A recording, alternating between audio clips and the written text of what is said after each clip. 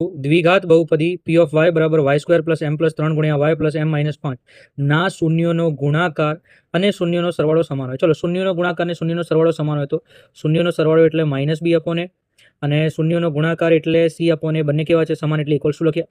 એ અને એ કેન્સલ. ચલો, માઇનસ એમના એમ બીની જગ્યાએ વાયનો સહગુણક એટલે કૌંસમાં લખાશે m પ્લસ 3 બરાબર સીની જગ્યાએ શું લખાશે? અચળ પદ, અને અચળ પદ શું છે? m minus 5. જ્યારે પણ કોઈ પણ કૌંસની બહાર માઇનસ હોય તો નિશાનીઓ બદલાઈ જાય. તો minus M minus plus minus 3 બરાબર m માઇનસ 5. આ માઇનસ 5 બરાબરની સામે જાય તો plus 5, minus 3 as it is. આ એમના એમ માઇનસ એમ બરાબરની સામે જાય તો શું થઈ જશે? Plus M. 5માંથી 3 જાય તો 2. એમ અને એમ કેટલા? 2m. બગડો ગુણાકારમાં છે, બરાબરની સામે જાય તો ભાગાકારમાં, માટે m 2/2 કરીશું એટલે m બરાબર થઈ ગયા છે વિદ્યાર્થીઓ 1. અહીંયા આપણો આ દાખલો થઈ ગયો છે પૂરો. સાચો જવાબ છે 1.